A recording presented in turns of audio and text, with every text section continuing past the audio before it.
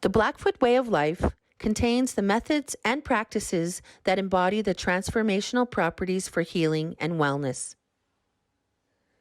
These Blackfoot methods garner different ways to ignite the healing spirit of the collective. The Elder Teachings center our Blackfoot knowledge to engage individuals and community in these transformational ways of knowing and being. The teachings herein are the opinions of and representations of elders themselves and are gifted to you by their dedication to the transmission of knowledge through Ispoomootsisinni.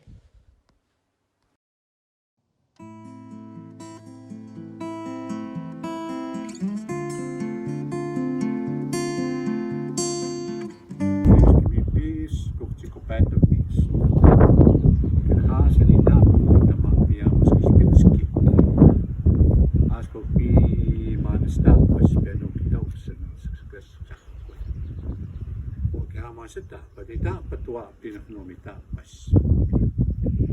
Okiamo siusinaaksua sanakitkanenna ko annu. Okinas kaispitskikkiä issortik. Uutapiitsina auksista paatista miakipäitäpiitsin. Oknokanistaapas. Itapi patsukapi kistanokipäitäpiitsina akaamanisteskiniissini. Okiamo seutohpitskikki pisaaskisanaakisistani paksinaaki. Päitäpiitsina on edestä piekitaakius.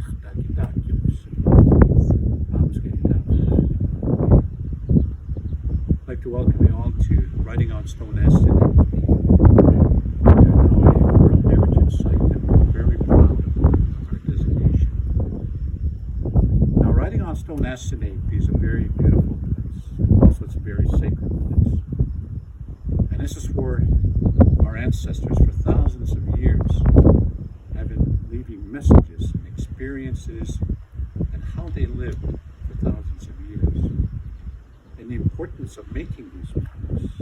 Maybe some of it could be ceremonial, a lot of experiences, and even recorded and confirmed when the horse came into our territory. And that's over 300 years ago, and it's brand new history. What we're witnessing today is petroglyphs, and this is where our ancestors carved right into the stone. You can see it right up here where they've acknowledged our greatest resource, the buffalo, way up here. And that's how they acknowledge and have great deal of respect for all of the beings of the land. God, okay, so that's what we would call them. And everything that we needed came from the one animal being. And that was our survival. And then we have many other articles that have been made here, all by different individuals. And they had their own styles as to how they would carve into the stone images of maybe things that they've seen or images of themselves. And that's how they kept records. Now what's really important is how you would identify a man. And this is where the V-neck would be used. You can see it quite clearly. And this is where they make these images right into the stones, and we're talking probably over 3,000 years. Some of them. And some of them are very not as ancient. For example, this one here. That image would be a very, very tall person, because our stories and even historians have confirmed that our ancestors were very tall people. They estimate that the men were very close to 7 feet tall, and the women 6 to 6'5". So all of that has been recorded here, and even our stories, when they go back, and the elders many years ago, they would share history of our people, and they all said we were very tall people. And this is where beings of the water, sweet beings, are even here as well. Again, they're considered very sacred, and this is why they made those markings here. Even ceremonies are recorded, because Siksikaitsitapi, not symbols, as to how we make that connection with Mother Earth, Saa'kokoto, how we honor and acknowledge Saa'kokoto. And this is where we always make also to the spirits of the land. But then it gets in times of need, also to acknowledge that when our lives are going in a good way, always thankful for that every day you're going to have. How we do that is even having our own personal ceremonies where we always use bistaka. Because don't you bet the beast of bistaka where we always make an offering to Saa'kokoto. And this is where you have your own personal ceremony. And at times we make vows that certain things I'm going to do in my life that's going to help me on my journey if you're experiencing difficulties in your life. But also even to be thankful when times are good. We always acknowledge every day that we have. Those are 3 shield-bearing warriors. And the shields that were used are huge. They estimated that they're about 5 feet in diameter. And so the shields that were used back then were a lot different. And this is when they used shields were that size because we didn't have horses, and they had a lot of other purposes as well. Of course, the shields came from meat. But they said the shields that were made then came from the thickest part, right from the back and the hump of Aisinai'pi, and that's how they made the shields, was from that part. And of course, they always used their own designs or symbols that they would put on their awutan. That's what we would call them, awutans. And depending on how that person, how they tell their stories or how they identify themselves, or maybe some other symbols that they would use to maybe record journeys. So they had all different kinds of designs and symbols, and even the colors that they use is just to know our colors. So what were the 3 kinds of carvings? There's, they call it in toto pecking. This is when they would peck right into the stone, and probably they would use a near after. They make deep grooves, and those would be considered as the ones that are the oldest types of markings made on the stone. And then you have the petroglyphs, is what you see. They're more, almost more artistic. And then you have the pictographs. Is there some approximate dates that they discovered? Well, you have geologists, they have their own theories and what they use to try to know this and they're saying. But Kistanagibetapis, how we remember them, it's older than that. Because we've been here for a long time. So this is our heritage.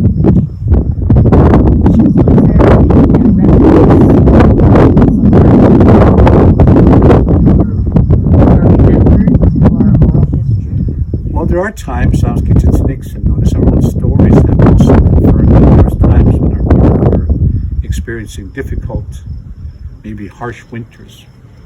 But Siksikaitsitapi, we're very resilient. We knew exactly how to survive. And because that was a way of life for our people, they know what to expect, even how they're able to almost determine what kind of weather and what kind of winter we're going to have based on what they see on the land. So they were very intelligent, our people, because that's basically how they survived, was looking for things on the land. And Kisana, we always look up into the sky and also into the universe, where the galaxy and the cosmos is so important, because that's where we get a lot of our messages as well. Winter counts. Do you see anything like that around here? Well, I think there's various forms of how you do winter counts, because basically here what they're doing is keeping records of their own experiences, what they see, maybe even ceremonies, and you've got Aisinai'pi and other animals that are very important in our way of life. Is all recorded right here on the stone. And maybe others would tell stories and talk about winter counts and maybe their own experiences that could be done in a different way.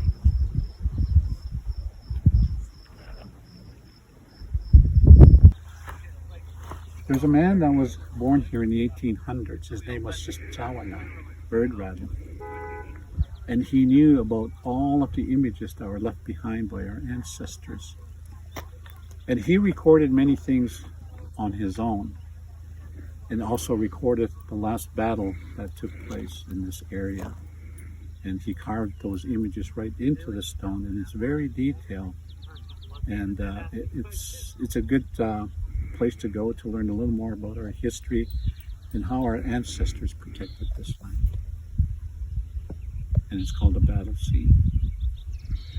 Considered to be very sacred. Even the messages that have been left behind was an indication confirming that very sacred ceremonies were held in this area. The images that have been left behind, and when we talk about the spirits, Aisinai'pi peaks, our belief and our way is that they also left messages on the stone. And those images that were carved into the stone are very important because they're important lessons that were left there for people to learn from. And those were the lessons that was being shared by the Aisinai'pi peaks, the spirits of the land. And so this is why I say this land is very sacred. And because of what was left behind is a way of life, and we still have those teachings today. And that's why it's so important, so sacred. What we see behind us, they're called the Sweetgrass Hills. But that was a mistranslation. We call them katuyis, which means sweet pine. And those are actually mountains, small mountains that we have out on the prairies. And what's really amazing about what we see on those mountains, we also see the animals that you see in the Rockies. Just this past couple of months, there was a sighting of a moose, a grizzly bear, a wolf, and there's so many deer and antelope in this area as well. And also there were sightings of the lynx as well. And then you have all of the beings of the water. You see the beaver, the otter, and all different kinds of birds that come to this area. So this is what the experience that we have and what we see on the land. But those hills are very, very important in our way of life. And also that's almost considered a landmark. Just think throughout the thousands of years when they see those mountains, they know that they are in Blackfoot territory. And the way that our language is also very important as to how we identify the land. And I was taught that we would call this Siksikaitsitapi, the Blackfoot territory. And they used to do vision quests up there, our ancestors? Did they? Yes, they did. Mm-hmm. They did. And there's many places for that, not just here, but all over our territory. There's a place of vision. Itechi is what you call it, a place of vision. And that's a whole different, then there's a whole different teaching on that because there's only certain things that can be shared because once you do that, it's very personal. It's between that person and that elder. And they are the only ones that would know that information. We don't, because it's a very special journey that they're going to take. So what do you think our elders visioned for us, like the descendants of Blackfoot? Well, what's really important is the continuation of our language, especially because that's where all of the history is in the language. And it's really important for our ceremonies as well because of how we call on the spirits and to call on the ancestors. And so ceremony is very important because that's a way of life. We do that on a daily basis and how we connect with Natusi, the sun, the source of life, Mother Earth, And that's why it's so important, because that's the connection that we have. Everything always starts with the land, and it's the source of life, and how we learn from that is what's so important. Now, songs are very important for our people, because even the songs have stories.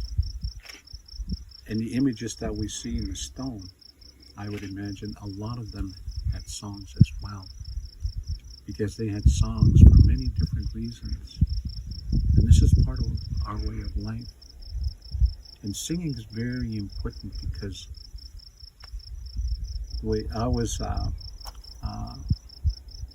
that lesson is when you sing, this is a way to summon the beings of the land and also the ancestors.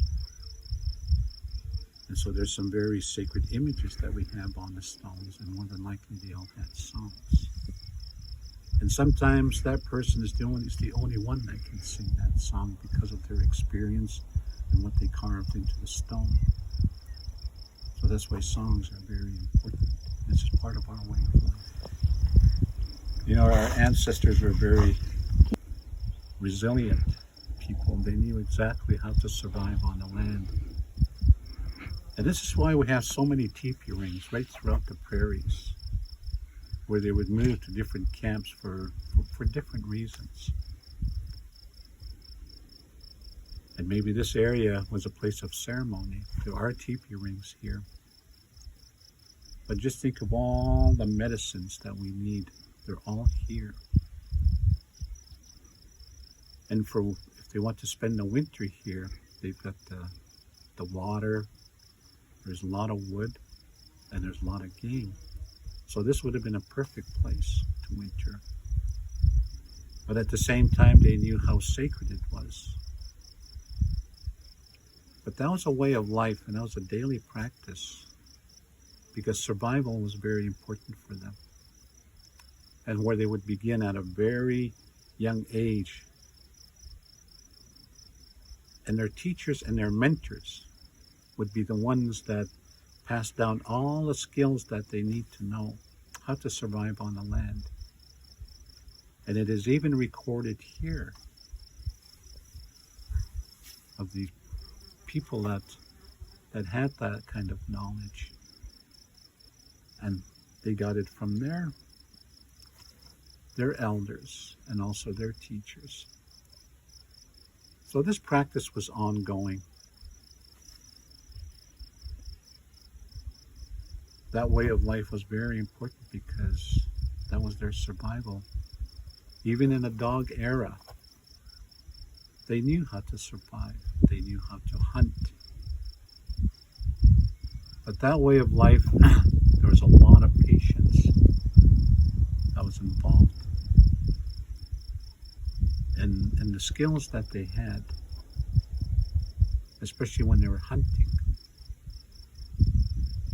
But after the horse returned, it changed our way of life.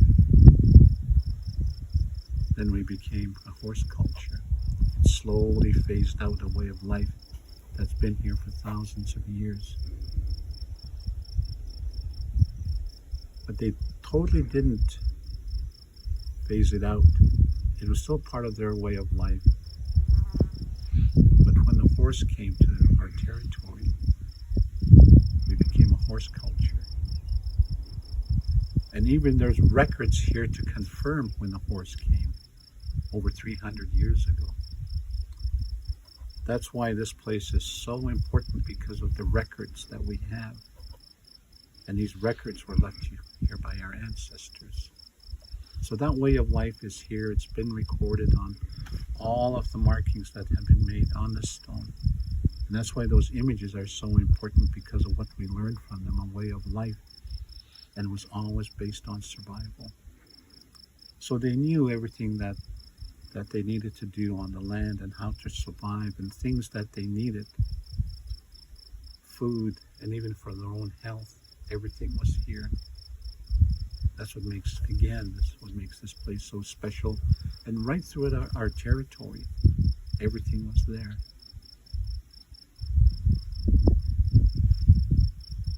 Brooks created those markings.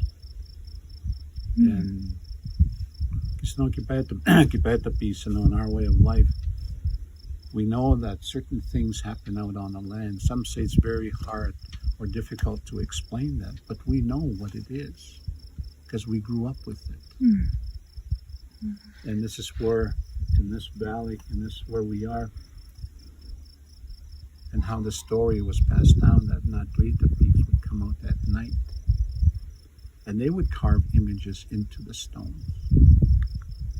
And these images are so perfect,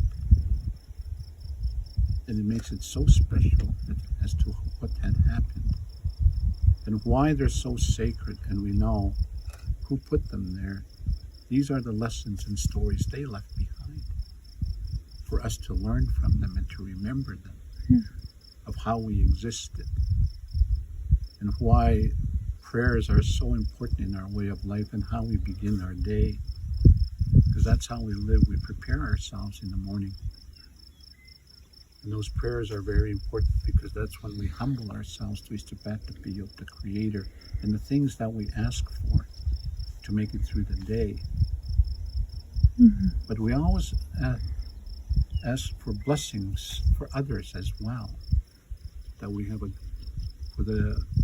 our communities to be a good place to live wherever we go. And we always ask the Creator to protect us and to guide us, to make sure that we are doing things and practicing in a good way of all the teachings that have been shared with us. Many years ago, the grandparents used to go out on the land, and how we show our respect to Saa'kokoto. We always give something back. And that is a ceremony between yourself and Saa'kokoto and Ispoomootsisinni of Natusi, the source of life. And we always give something back just to show that respect that we have. And the things that we ask for are the good things that we want, the blessings. And this is where we don't pray from our minds, we pray from our hearts. And that is when you make that connection with the higher power. And acknowledging the land is really important because this is where everything begins. It's on the land, all the teachings in our way of life. And the old people always say, "Awatsimshika," so we always humble ourselves.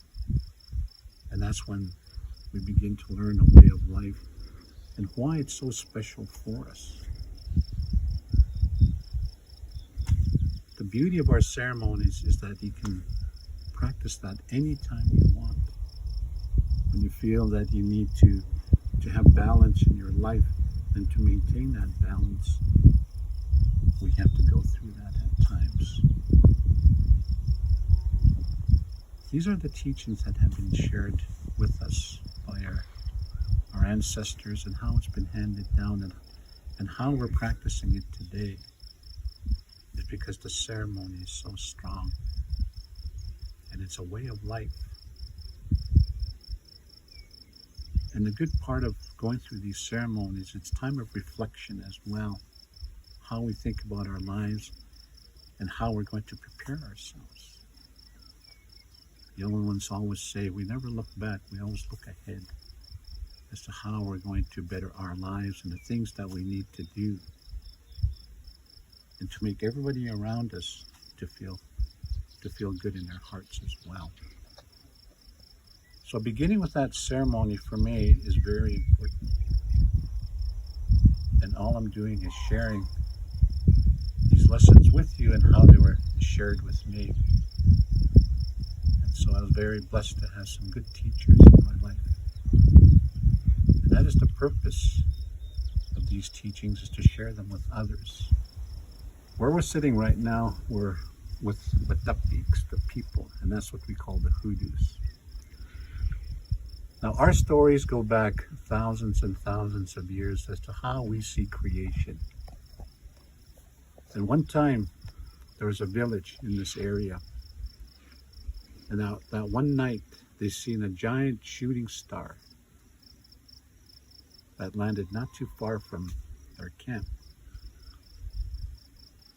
And the elders did not feel comfortable with what they had witnessed. So early the next morning, they asked the warriors to go out and find out what happened where that star had landed.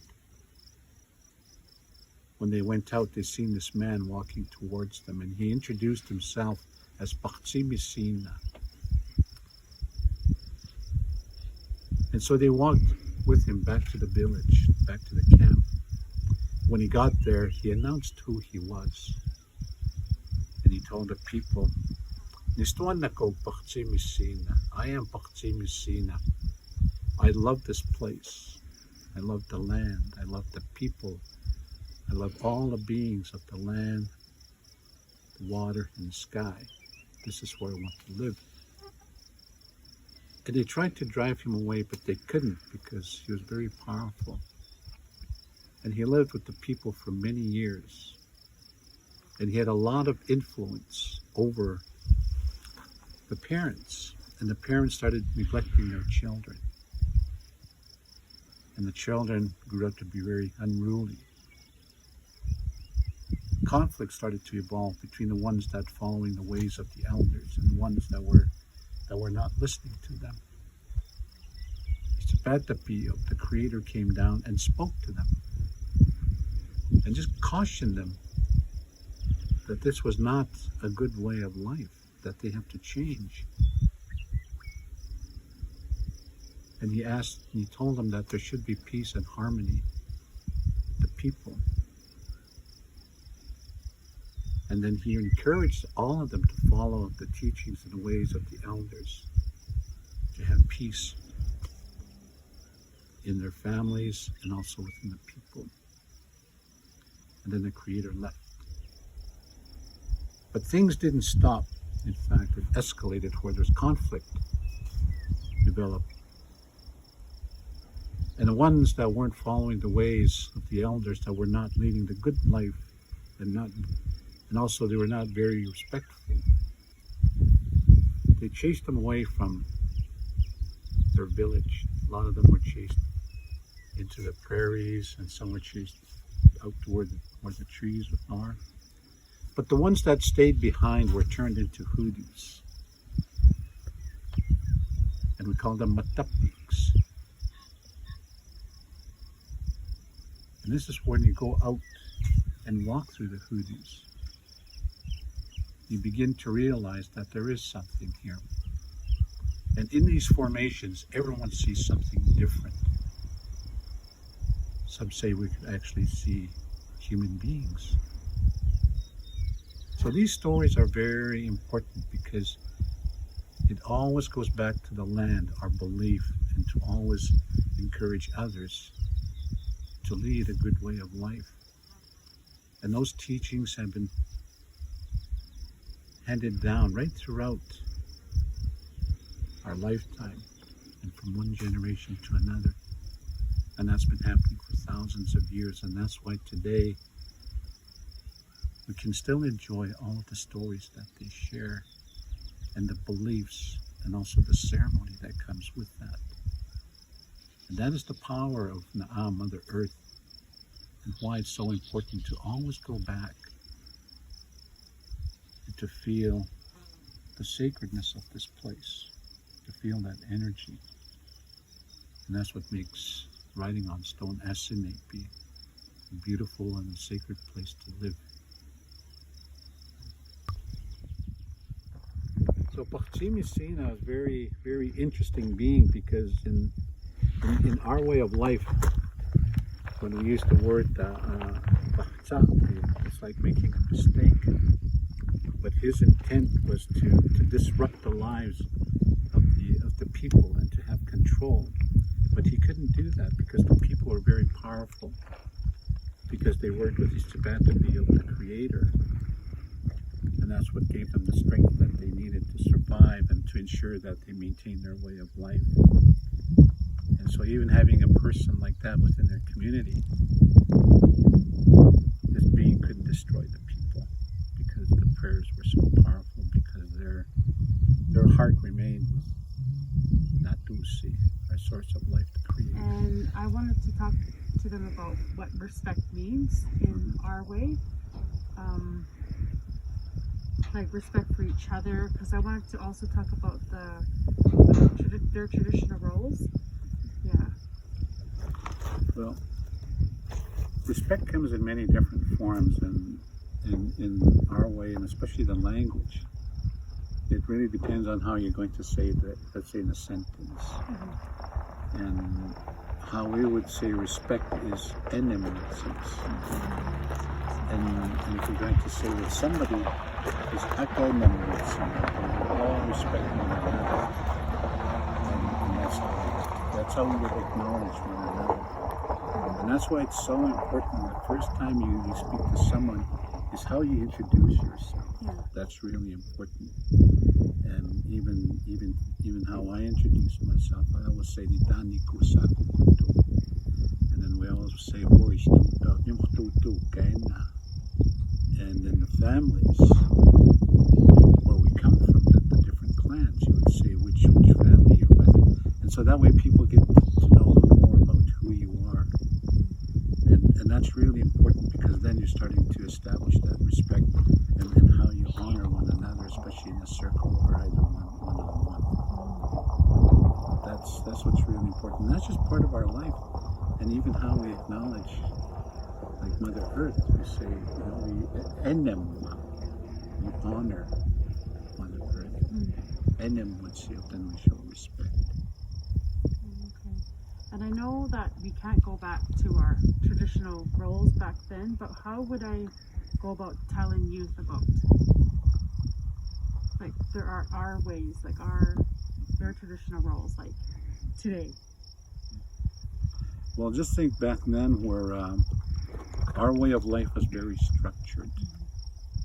And it was almost like using circles, and circles is basically our way of life as well.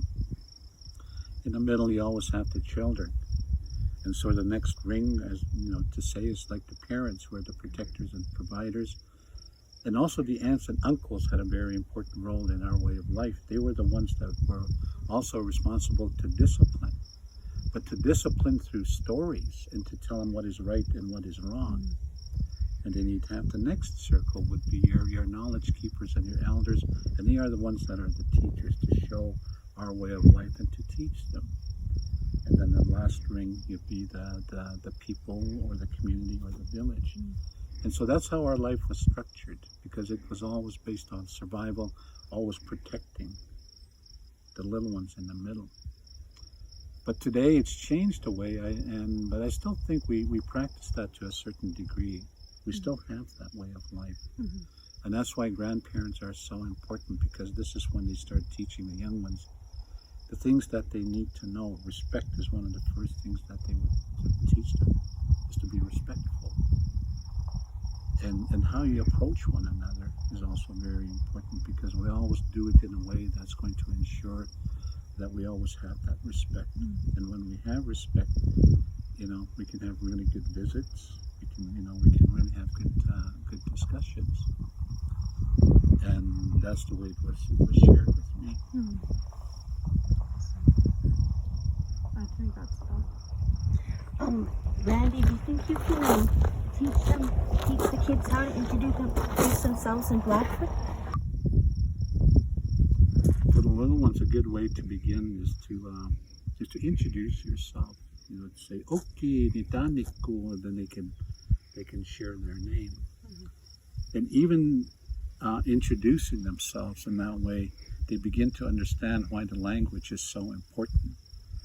And just by introducing yourself in the Blackfoot language, what you're doing is you're slowly starting bringing in that respect. This is a way of life, because the language is being spoken. And so that's why it's so important. And so that would be a good starting point. And then you can add on. Kainai, in our way of life, is very, very sacred in many different ways. Because when we go out on the land, everything out on the land has a spirit. But that's because of that kinship that we have with the land, with the beings of the land, the water, and the sky, because we can connect with that. And ceremony is a big part of our way. Even how we begin our mornings, we always acknowledge Natusi, the sun. And then that's how you prepare yourself for the day.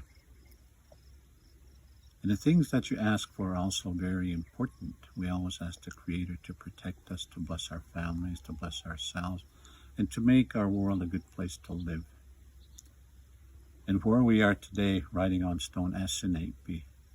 Aisinai'pi means to mark, to picture, or to draw. And that's exactly what our ancestors were doing. But color is used, and where some of our sacred colors are used on the messages that have been left on the stone.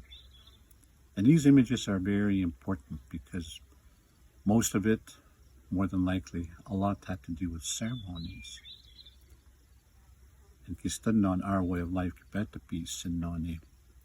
everything that we touch out on the land, maybe our ancestors were there at that very spot. And Gas and Nonix, our grandparents from a long time ago, that was their belief. But what was really important is how they go through and reflect on their life and the impact that it's had on them and also the people around them. A lot of ceremonies were held here, and there's evidence of that. When he first opened this place a few years ago, they even had a sweat lodge, and that was one way as to what the elders of the day thought would be a good way to begin our visitor center, and also to acknowledge the spirits of the land that were here. But we're here in a good way to show people a way of life that has existed here for thousands of years.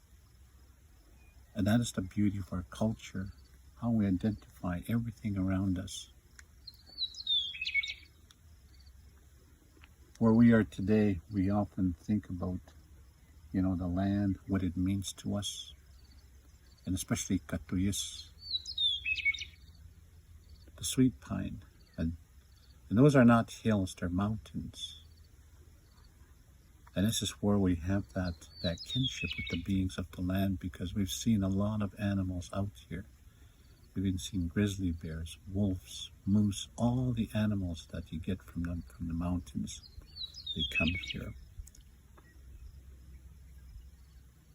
We often say that this is the territory of Siksikaitsitapi, the Blackfoot People. And we honor that and how we show that respect and that connection and that kinship we have with Saa'kokoto, Mother Earth, and I call her Na'a. Our way of life is very respectful in how we approach everything that we do in life, and being out on the land is very important as well. And ceremony is a daily practice for us. It's a way of life. And this is what's been passed down all throughout these centuries, and that's what we have today. And it's such a blessing to have that, where we still have our ceremonies, our way of life, and most importantly, we still have our language. Our language is very important, and especially when we're talking about history. It's all in the language. And the names that we have for even markings that we see out on the land, and how the stories bring that to life. And then we begin to understand that way of life and what it meant to them and how it's impacting us today. Everything is around us. And being out on the land is a way of how we make that, again, that kinship with Na'a. I always go back to that because of how important it is. And that's a practice that we all go through, acknowledging the land and how we show respect to Saa'kokoto. That's what's really important for us. Thank you. And when we walk through there, all of us, we have different experiences, and that's what That's why the hoodoos are so special and also very sacred in Siksikaitsitapi, in our way of life. So coming here is a way as to how we acknowledge and to really feel almost like the presence of our ancestors, and also to honor them for the things that that they've done here and all the gifts that they've left behind for us. I feel that it's one way as to how we can reconnect with our past, just by being here. We often talk about how they lived on the land.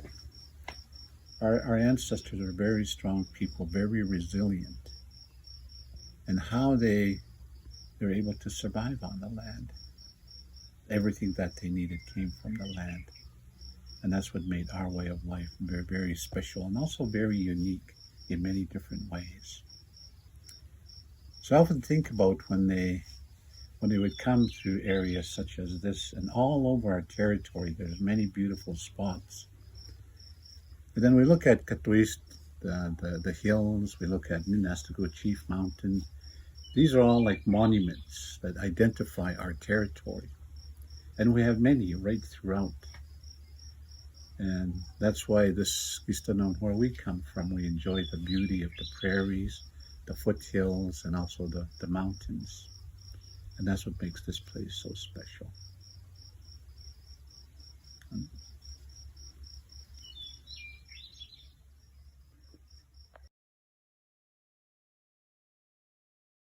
So when you're making an offering, and we're going to use a cigarette, do we use the whole thing, or do we like take the tobacco?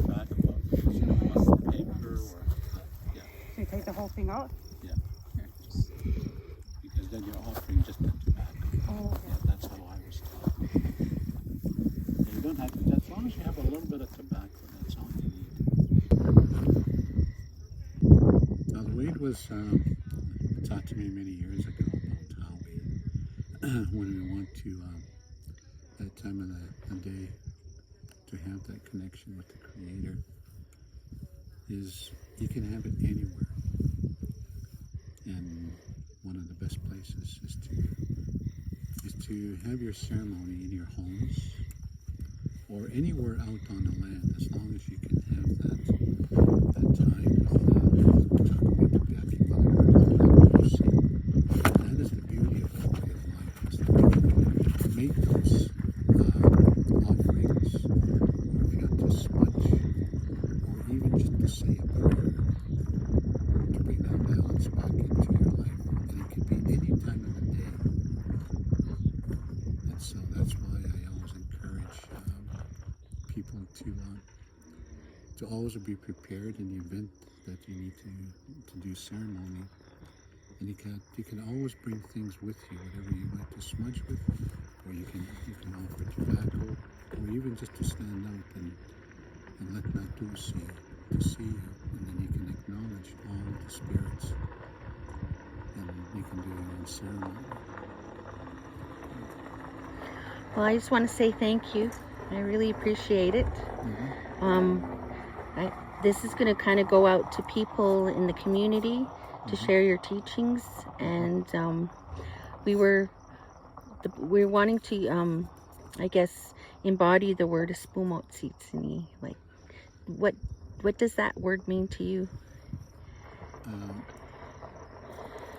Ispoomootsisinni, or Ispoomootsisinni, means to help one another, take care of one another. And we've always done that because, again, it's part of who we are. Ispoomootsisinni, we always look out for one another. Yeah. And so we have a good life. Yeah. So I guess that's what we wanted to do today is, because, with the pandemic and everything and isolation and we might not be able to connect like with our family or friends, but our kinship alliances are here and the spirits are here, and we can always do that offering and feel connected that way. Yeah. Well, even what's happening around the world and even in our own community, it's a time of reflection to really think about what's happened before.